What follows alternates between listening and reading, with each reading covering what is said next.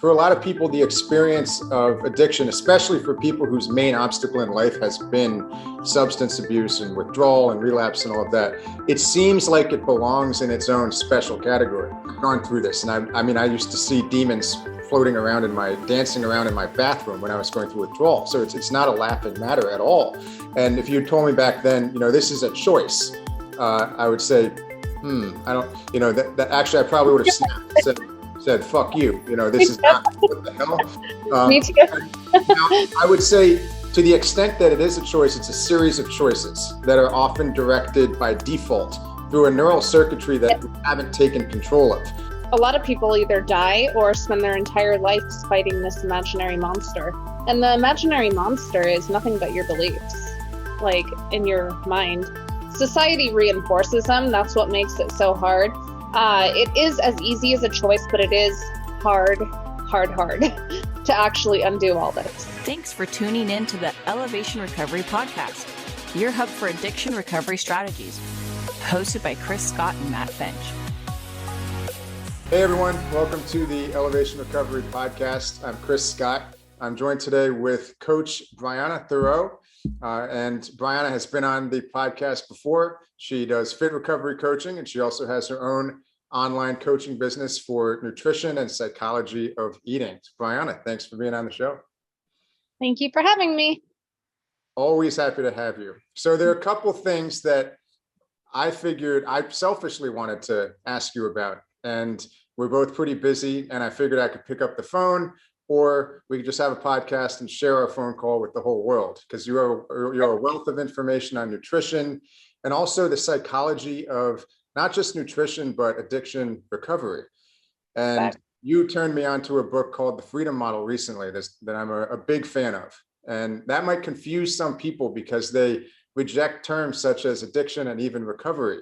But I am strangely comfortable with their approach, for the same reason that I don't use the words alcoholic or clean or sober or addict to describe myself. I've always had a knee-jerk reaction against doing that.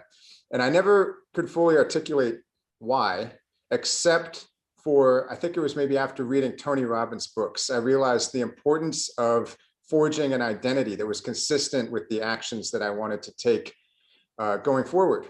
And so when I thought to myself, like, what does an addict do? What does an alcoholic do?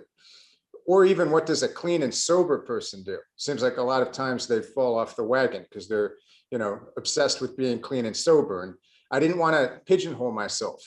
And I like to say to my clients that my goal for them is not necessarily to have alcohol never touch their lips again, but rather to help them build lives that are so happy and healthy and fulfilling. That alcohol simply seems like a moot substance. And if alcohol does touch their lips, I'm not there to moralize. I'm there to say, hey, if that's what you really want to do, then fine. But I found that for me, it fell off my priority list or my preference list. It went from number 1 for every single occasion you can imagine to number 5, 10, and now it's somewhere, it's fallen off the list.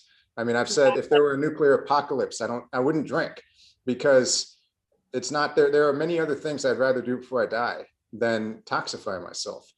So that was a little rant, but I'd love to, go for it. Well, it's the same thing with me. When I was diagnosed with cancer, that was one of the first things that I was like, I'm never touching alcohol again. If I only have a year left to live, because I didn't know at that time, I was like, that's the last thing I want to tarnish my time, right? And so the freedom model, it talks about how we want to build lives around not wanting to use, right? They don't tell you can't use either.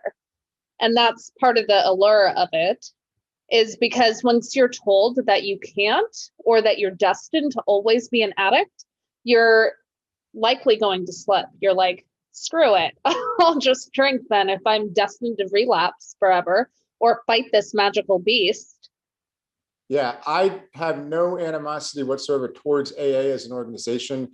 The people I met there, I found to be, in large part, not everyone, but most people were kind, compassionate people who'd been through something.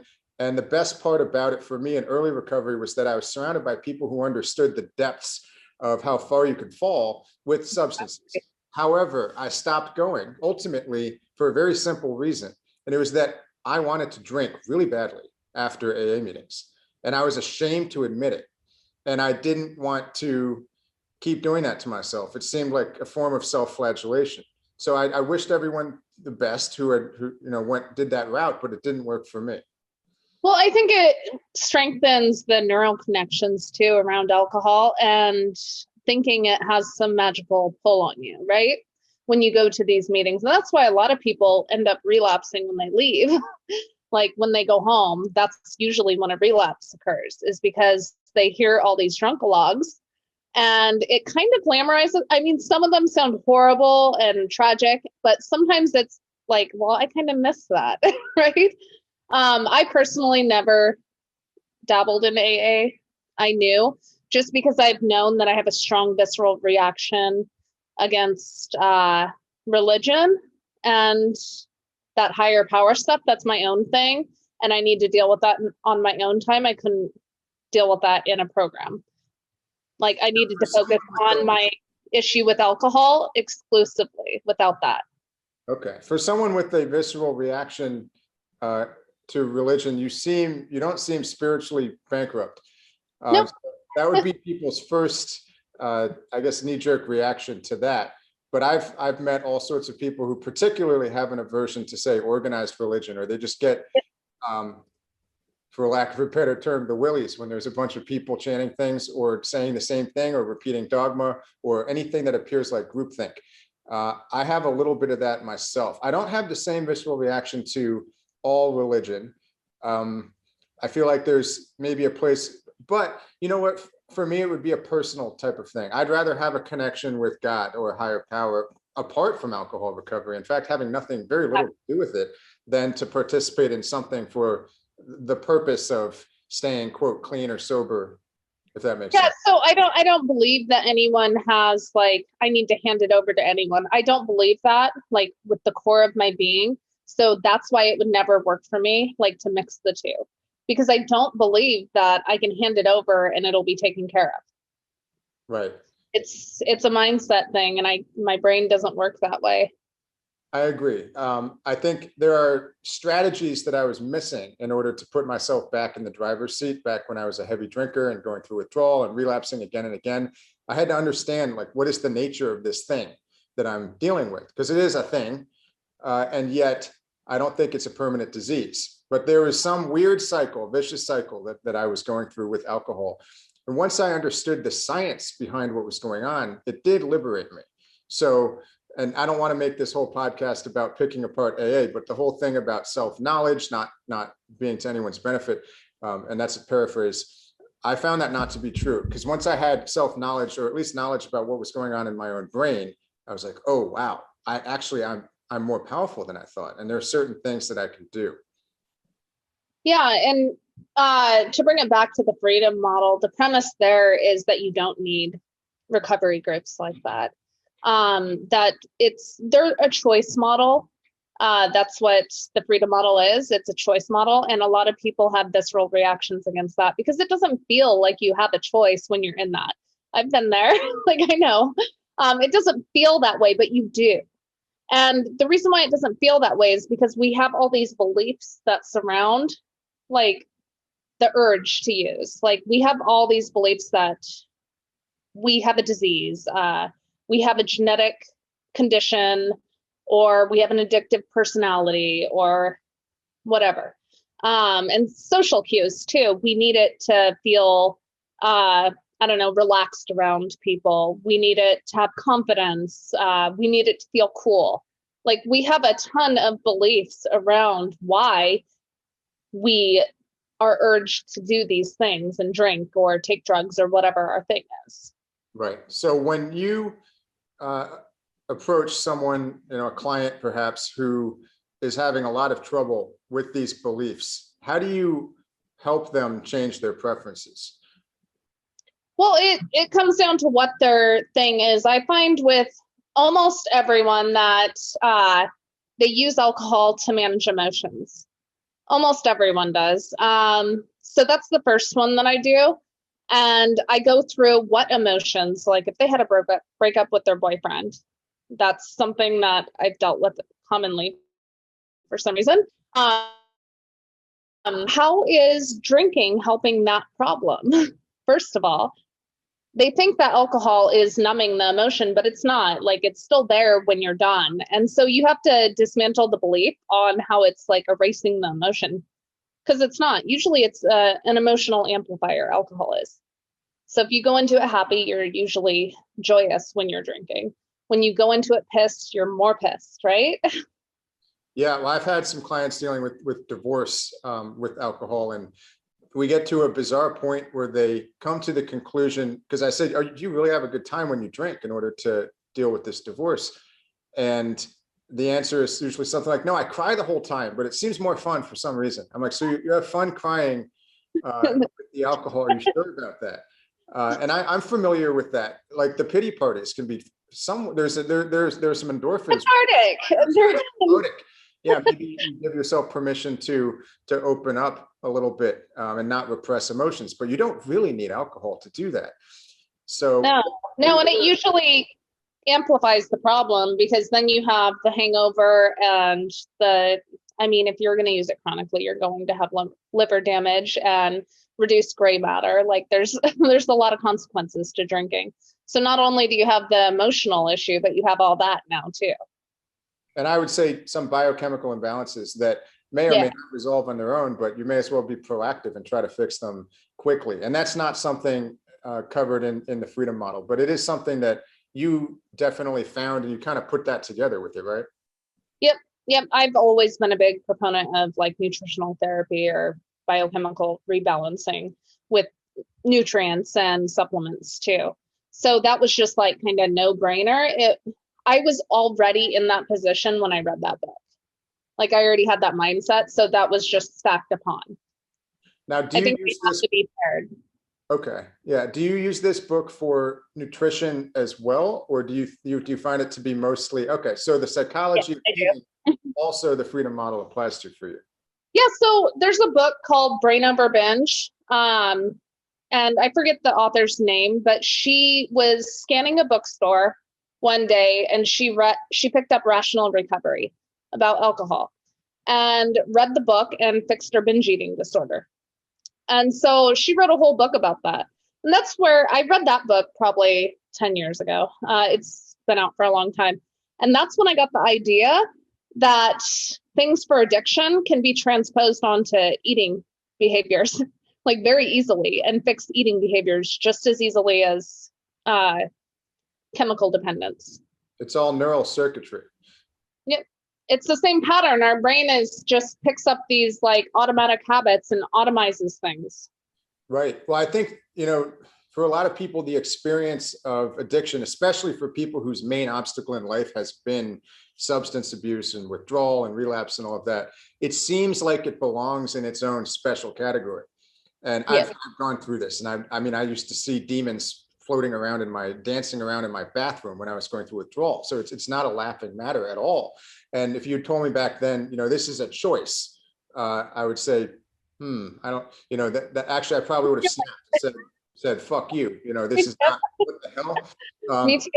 Now, I would say, to the extent that it is a choice, it's a series of choices that are often directed by default through a neural circuitry that we haven't taken control of. So it's not that you made a bunch of bad choices because you suck. That's not what I think is going on here. The point is, there are, in any given context in which I chose alcohol, which was every single one before I quit, by the time I quit, there were alternatives that I was blind to, not because I physically couldn't choose them, but because of, I would say, several factors: an imbalanced biochemistry steering me towards really listening to these horrible belief systems that alcohol is necessary to go to sleep, that it's necessary to wake up, that it's necessary to have a shot or two if I'm going to give a presentation. It's necessary for me to not have my hand shake in order to meet people for dinner. So I need to pregame like I did in college, but now I'm 26 and doing it in my apartment before dinner.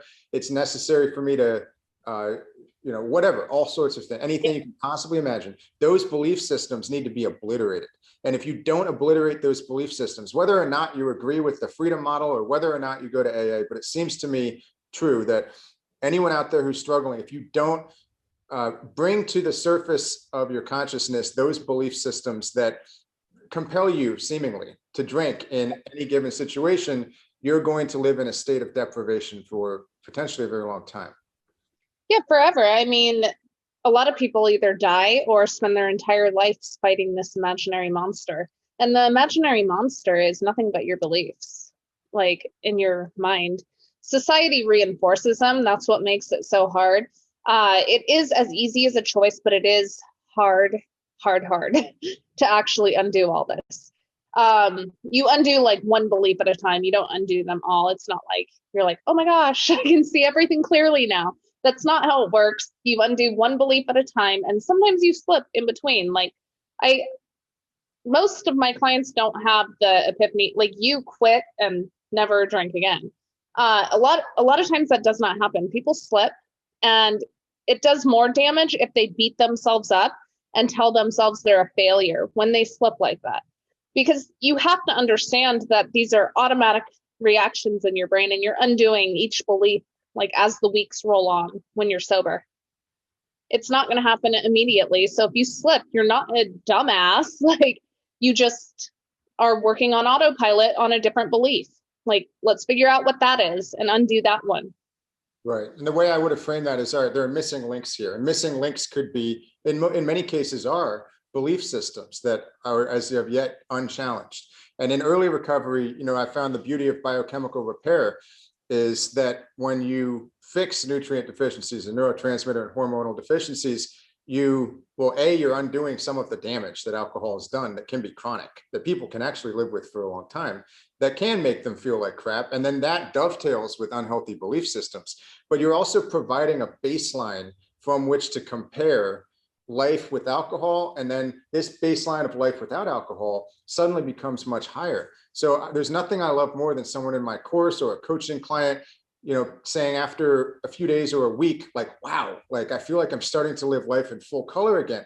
They haven't even gotten to the level yet of challenging their beliefs. Although I guess arguably maybe they have, because they wouldn't have summoned the will to even order supplements or do anything related to trying to quit if they hadn't started challenging beliefs. But let's say they still have 50 beliefs out there that are still hiding in the recesses of their subconscious minds. And those beliefs need to be tackled. But at least now they have a sense of optimism and a sense of possibility.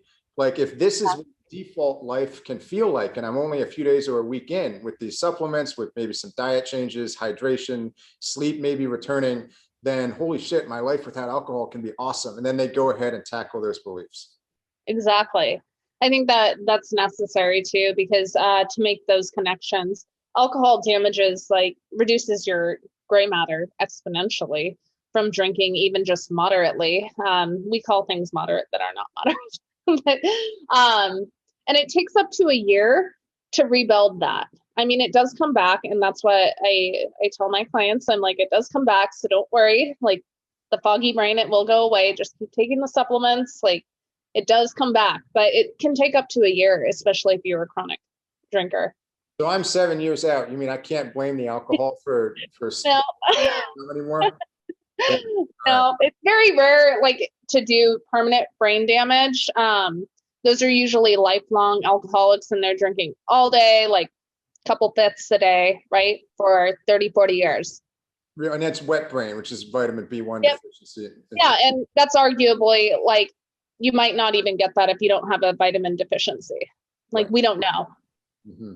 Yeah. Well, every time my MMA coach manages to hit me on the head with the mitts when I'm like, I shouldn't have drank for all those years. There is some evidence that alcohol reduces spatial perception or cognitive.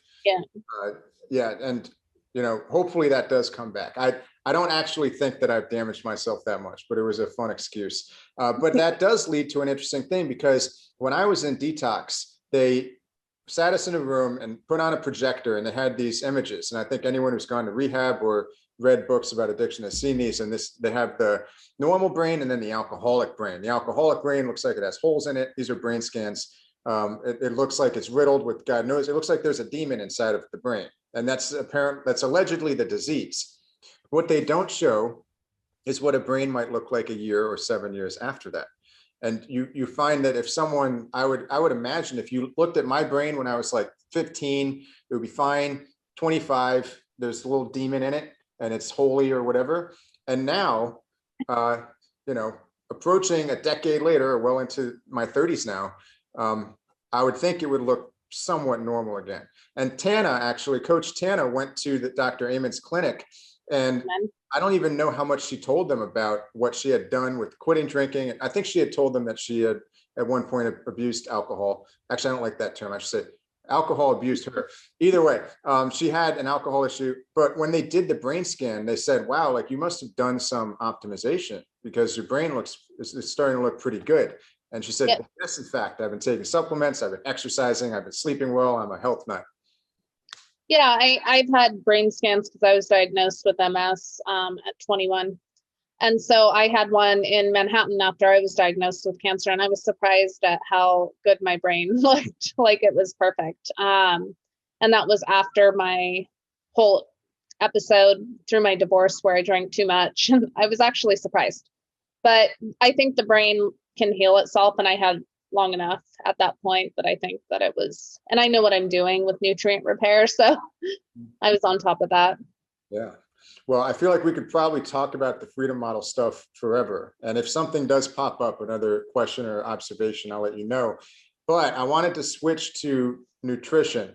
And, I saw some of your Instagram posts. You recently had one, not trying to put you on the spot, but I'm sure you're more than capable of doing with it. It was interesting to me because I didn't know, I haven't resolved how I feel about this. But basically, you made a point, and you can rephrase this if I'm wrong, which I probably am, about the calories in and calories out mentality, and then the hormonal optimization mentality. And my thought is, I'm always trying to be hormonally optimized. Is that a bad thing? Or is it simply, if you're looking at weight loss, then you need to pay attention to calories? So for weight loss, it doesn't really matter. And I'll explain why. I have a whole module on this in my fat loss blueprint. I have one of those too with Ari Whitten. And so I have a whole module on hormones. What happens is it changes our insulin sensitivity, certain hormones like estrogen, right? But that does not negate calories in. Like if you're not eating food, you'll still lose weight even if your hormones are jacked up. And so if you have the mindset that, like, I come across women all the time because I was working through fertility stuff for a while, so I was in hormone groups. And they think that hormones like made them gain like 40 pounds, and that's not true at all. And so that's what I meant by that post.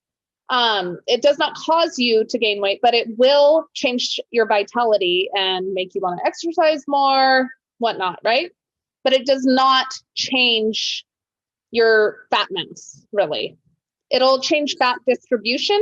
You will gain more fat around your stomach. But if you're not eating calories, you will never gain that fat around your stomach.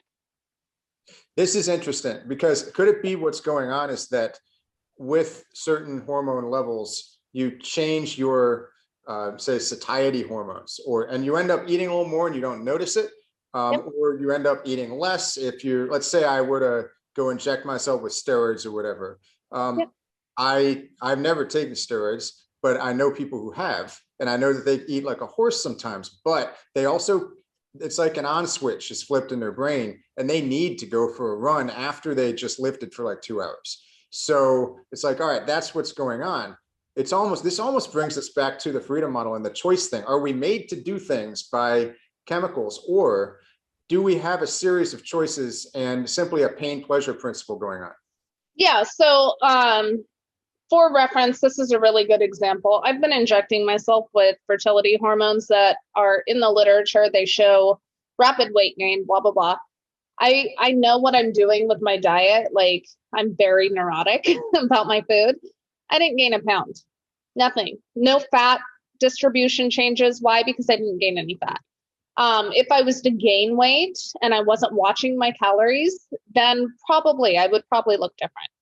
But it wasn't an issue for me. The issue is vitality. And that's what I tell my people in my fat loss group too. I'm like, well, I don't want you having the mindset that hormones are stopping you from losing weight. But for your quality of life, I do want you to get them checked. Because it will make you have more energy to go work out, to eat better, whatnot. But if you have everything dialed in, you won't gain weight anyway.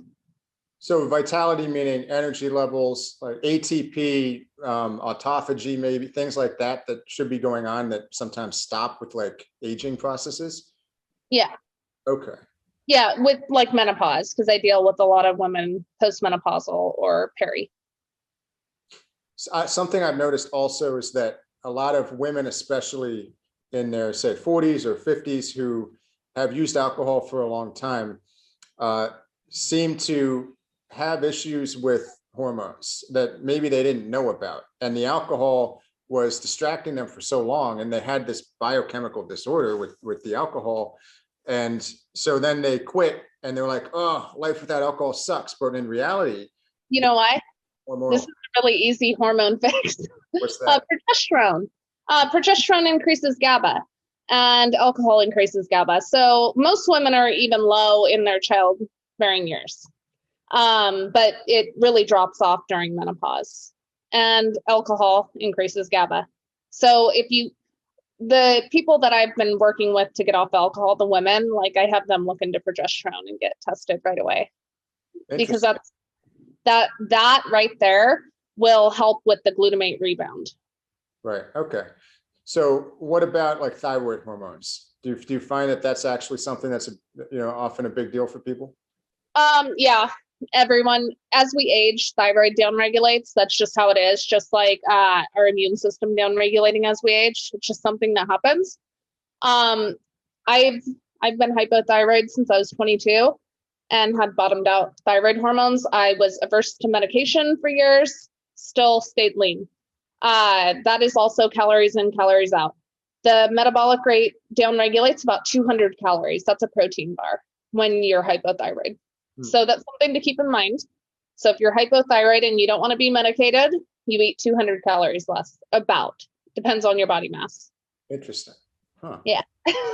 This is a really interesting podcast, by the way. Let's potentially slaughter another sacred cow. What do you think of adrenal fatigue? Well, I respect when people say that, but that's what they mean is that their cortisol is dysregulated. That's what it is. That's what they mean by adrenal fatigue. Adrenal fatigue, your adrenal glands don't fatigue. So that's why if you told a doctor that, they would be like, what? Like they would look at you like you had two heads. It seemed to make sense. And I found that rhodiola rosea, for example, was really helpful for me. Yep. And so I figured, it's helping my adrenals not be tired. But then I realized I didn't understand the biochemical mechanism going on. Yeah, it just increases your stress resilience. So your cortisol pattern won't be as dysregulated, right? So I understand when my clients say that, I just go along with it because it's semantics, really. Like, I know what they mean. Yeah, cortisol being a stress hormone. Now it's often, I know that when I was going through withdrawal, one of the earliest things I figured out was the glutamate rebound. There seems to be a sort of cortisol spike as well that happens. Yep. And does that that's well documented in the literature? So we have cortisol, glutamate, and possibly insulin all kind of rebounding at around the same time that could account for that horrible middle of the night, shakiness that people feel, right? That's an adrenaline rush. It's what happens when we quit using alcohol is our liver isn't good at storing sugar anymore, because that's what stores our sugar and releases it through the night is our liver. And so if we're hammering our liver for years, it's going to make us hypoglycemic at night. That 3 a.m. or 2 a.m. wake up that you get is an adrenaline rush because your cortisol slowly goes up with your cortisol awakening response. And if you don't have any glucose there to increase cortisol, it's a glucocorticoid. It's made out of glucose. Adrenaline will spike to raise your blood sugar. And so that's what you get.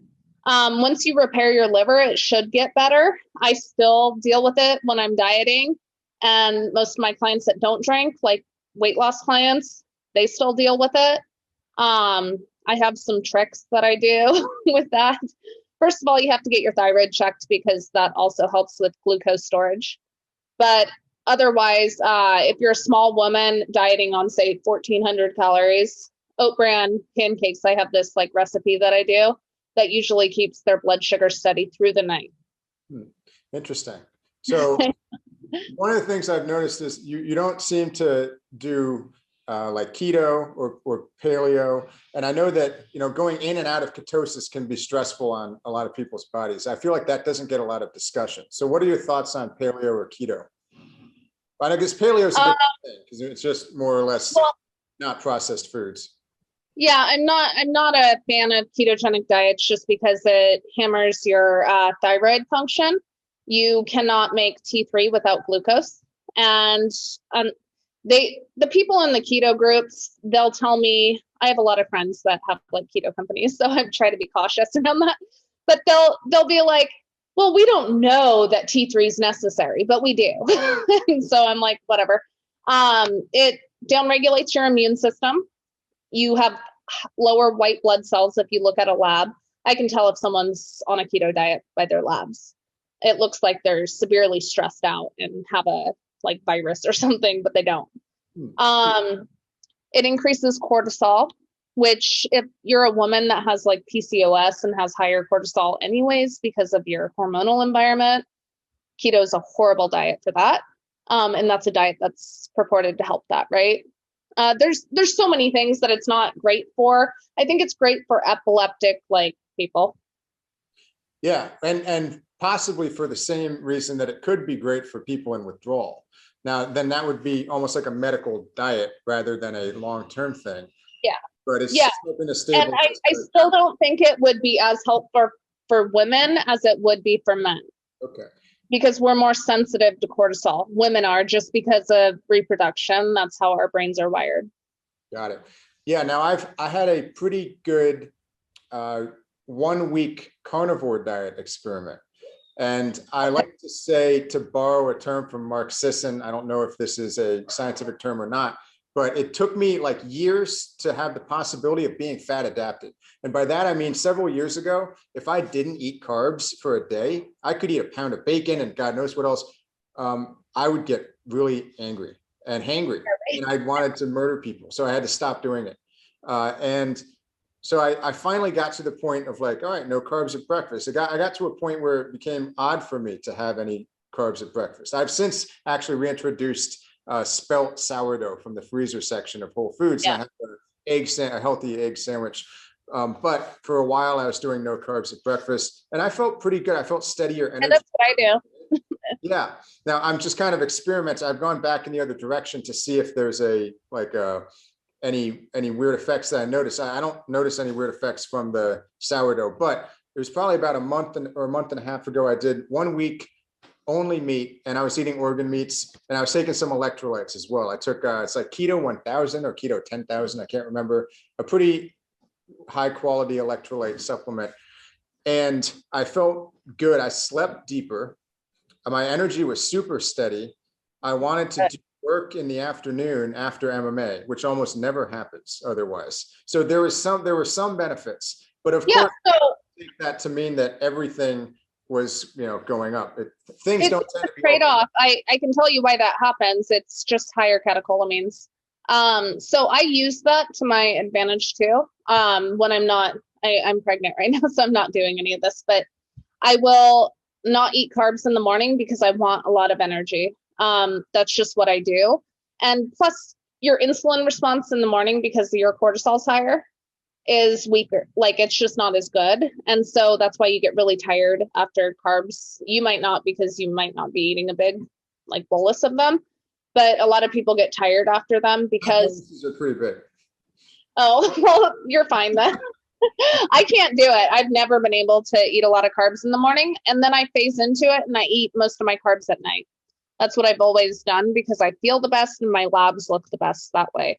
Interesting. So I can take advantage of being like fat adapted. I don't like using that word because I like using metabolically flexible. I think I'll use that from now on. Yeah, I like it better because you can switch in between carbs and fats without having that hangry experience or whatever. Mm-hmm. Yeah, I mean, I'm a fan of sort of the same type of trial and error I did with supplements and I still say early recovery. I like doing that with diet now that I'm just optimized. and like a little bit of this, a little bit, maybe I'll try that. I can do anything for a week, except probably veganism. I don't think I could do that for a meal. But I know I learned stuff about myself, and I could go get a bunch of labs done and have someone tell me exactly what I need to do. And maybe I will at some point, but it's fun to experiment. And I know my body now, and I don't have the massive fluctuations I had when I was a heavy drinker. So now I know that I can, like, all right, if I eat only meat for a week, X, Y, and Z happens. And yet, A, B, and C could also be happening, which might not be so good, but then I can weigh it and I can decide for myself what I want to do. If I find myself being 10 or 15 pounds overweight because of a stressful period or whatever, and I'm eating too much, not sleeping enough, then I know, all right, I can stop having carbs at breakfast. I'll have a carb meal at night, or maybe I'll just cut out carbs for a week and see what happens. And see how it goes. Exactly. The only thing I don't like with the keto diet is because it causes gut microbiota extinction, right? And that is permanent. And so if you do a long-term keto diet, it does lead to like higher rates of colon cancer, because we have evidence with people on low plant diets that it does. Right. So that's the only thing that I like get sketched out. But I follow like a keto diet if I'm need to wear a little dress and want to look really lean, right? I don't eat any carbs that day. Like, that's just what I do. Well, yeah, I can lose like 8 pounds in a day if I just don't eat carbs. You have that much muscle mass. Right. Well, it just flushes out. I mean, it's just the carbs holding on to water, and the carbs go, the water goes, and suddenly I could wear a tiny pant size if I wanted to, just from doing that. But I think that the thing is with the microbiota dying off, that it takes a bit of time. I think on average, it's like 2 years for that. It might be less time, but I heard that there was a study that showed that people who did keto for 2 years did have a die off that did appear to be somewhat permanent. Yeah, my husband has some podcasts on Sigma Nutrition about this, talking about the studies. He's like the expert on that. I'm not. Okay. Yeah. Something you said earlier about liver health, especially people who have been drinking alcohol for a long time. I just want to mention my trick or I guess you could say a little biohack for optimizing liver health for whatever reason. I've actually had success with this for clients who are trying to taper, is to take NAC, N-acetylcysteine, DHM, which is a molecule from the Oriental raisin tree, I think, that helps support the liver, and milk thistle. And I found that trio seems to be a really powerful liver support. And I'm giving away a potential future biorebalance supplement. Okay, I would love to have a liver support thing. Unfortunately, NAC apparently tastes like burned Legos. So we're trying to figure out, it might not be a powder if we come out with that. But in the meantime, hopefully it stays on the market. What's that? Hopefully it stays on the market. Yeah. Well, we'll see. We shall see. I should say, in the meantime, since we do have a video version of this, we are now selling pre-orders as of July, what is it, the 13th? The 14th. I'm always a day behind. As of July 14th, we are selling Biorebalance pre-order. I have the only one in existence right now, not in existence, but the only one not being stocked in a warehouse currently. And I can say it tastes a lot better than before. And you can go to biorebalance.com and you'll get a coupon there for 10% off if you want to pre-order it. Hopefully by the time some people see this, it's well past pre-order and they can get it. We do have free expedited shipping regularly within 2 to 3 business days. So Briana, we could talk for a really long time, but I promised we'd keep it short. I really appreciate you letting me pick your brain about nutrition, belief systems, the freedom model, everything. Thank you. Thank you.